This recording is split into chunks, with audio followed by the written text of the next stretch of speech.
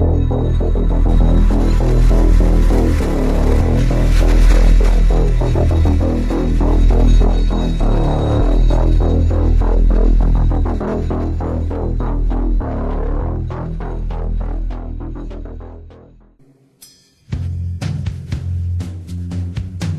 name is Nassim Saps.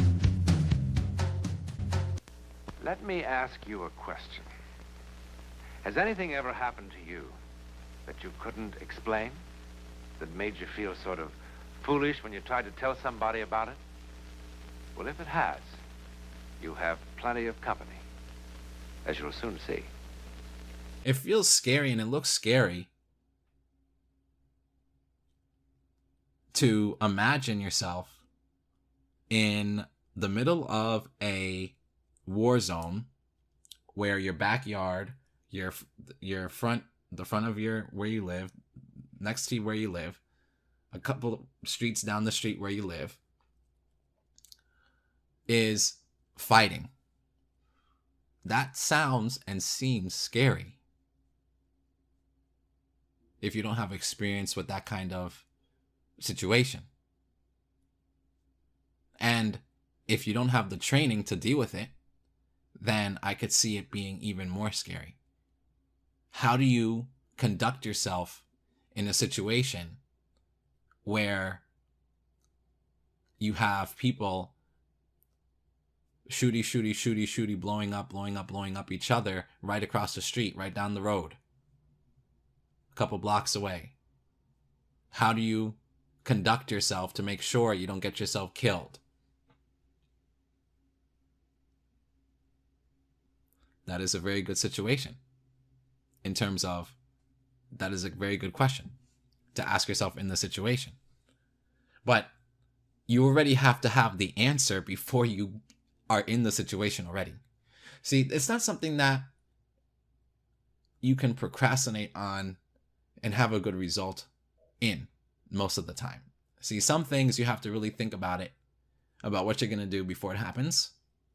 Have some sort of plan, have some sort of something, okay? Have some sort of something that you can kind of plan out of what you're going to do. Now, obviously, the best thing to have happen is that that's not happening where you live. Okay? So let me tell you something about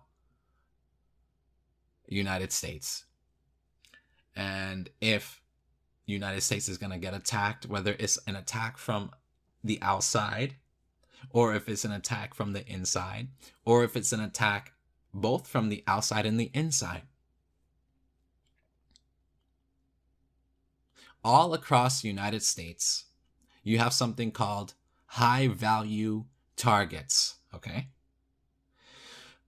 High value targets are locations, places, people, areas of the United States that have a tactical, strategic, or otherwise economic, financial, or otherwise military importance.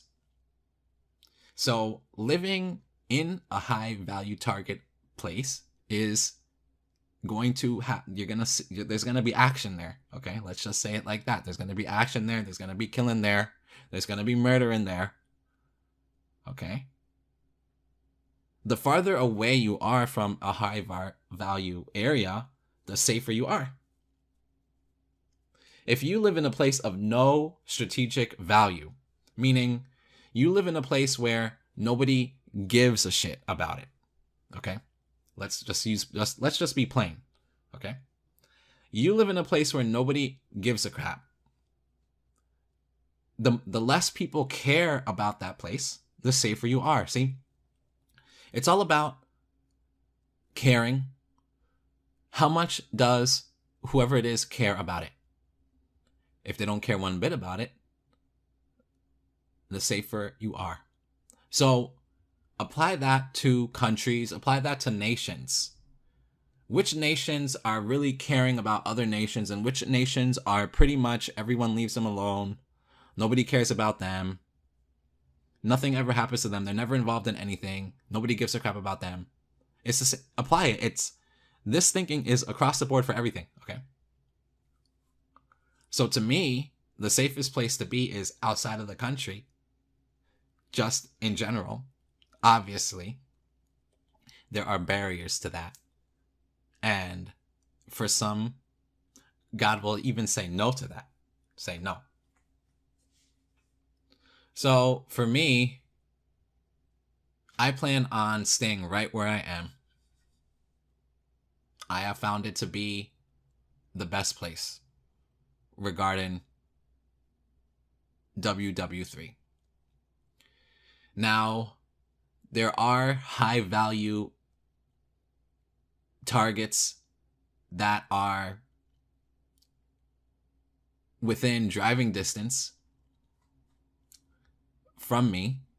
So, but I don't live directly in a high value target place.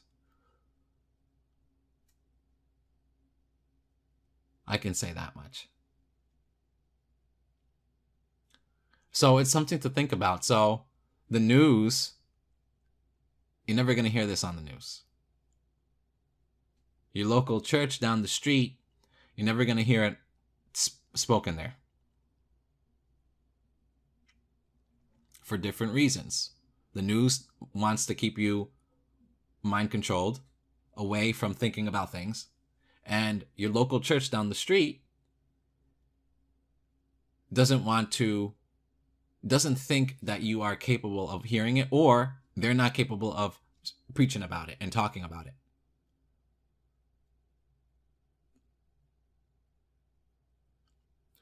What does God say about it? Well, God says he protects those that he loves. He looks after those that he cares about.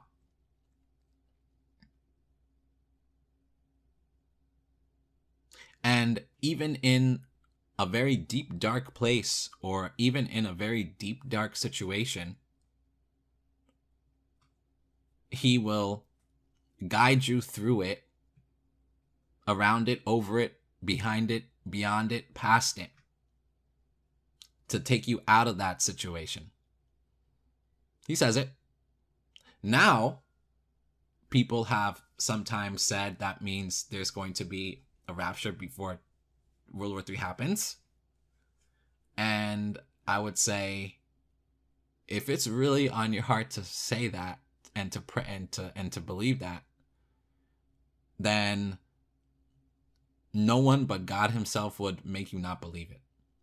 See, I'm not here to force anyone to change, think differently, act differently, behave differently, do things differently, feel differently, because I'm not interested in controlling anyone or telling anyone what to do or having anyone be my slave. See, I don't care about that. See, I don't care enough about what you do or don't do to then get so emotionally invested that I'm going to throw a hissy fit if you don't do what I say, because I'm not going to tell you what to do regardless of anything. I'm not interested in that. Okay, this control freak behavior is so boring. I can't. It's like, I look at the mentality of someone that is obsessed with controlling what other people do, what other people say, controlling how other people think. And I look at the mentality of that, and all I can think of is how miserable a person would have to be running around in this world doing everything they can to control you. What a miserable person. And that is the way every single satanic Luciferian person is. They are obsessed with controlling you, getting things out of you, taking things away from you, making you feel like crap, making you feel lonely, making you feel alone, making you feel like no one loves you, making you feel all these bad things. They're obsessed with your feelings. Satanic Luciferians are obsessed with your feelings because they know that if they can make you of your own will, of your own choice, if they can make you look at things and listen to things that bring about that negative aspect, if they can just make you make that choice, then they've got you, because then you're doing it to yourself.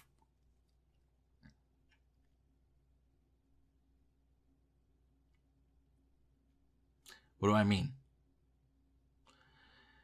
Satanic Luciferians prefer that you self-destruct, you self-harm. Satanic Luciferians prefer that you do the things to yourself. Okay? That's what they want. They want you to be self-destructive as a person. They want you to do things that is going to lead to self-ruination. That's what they want. And they want it every day. A big way is constantly watching the news, constantly looking at current events, constantly doing this, constantly doing all these things. Looking at things that you have absolutely zero control over, that you cannot change, no matter what you do about it or say about it. And then being permanently upset. Being permanently upset about things that you can do zero about physically, okay? All the stuff on the news, you can't do anything about that. All the stuff about all the current event stuff, I don't even know what it is anymore. You can't do anything about it.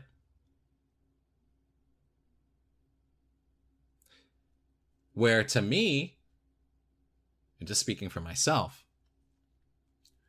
the best thing is doing things that you have a say over, doing things that you can be responsible over and have power over and that have control over, and looking at things that you are responsible over, that you have power over, and basing a life around the things that you can do. That's what I prefer. Because at the end of the day, what is the point of living life if you can't feel satisfied? Is it really satisfied? Can you really feel satisfied if you spend so much time looking at things that you can't change it? To me, if you can't be satisfied in your own life, what's the point of living it? It doesn't make sense. So doing things that leave satisfaction is my preference. That's what I like to do. If it doesn't leave that satisfaction, then what's the point of it? That's what I think. So it's kind of like enjoy life before World War III happens. I guess if you want to get a takeaway from the talk, enjoy yourself before the end comes. Enjoy the things you love before they get a chance to be destroyed and you can't enjoy them anymore. Enjoy the life that you have,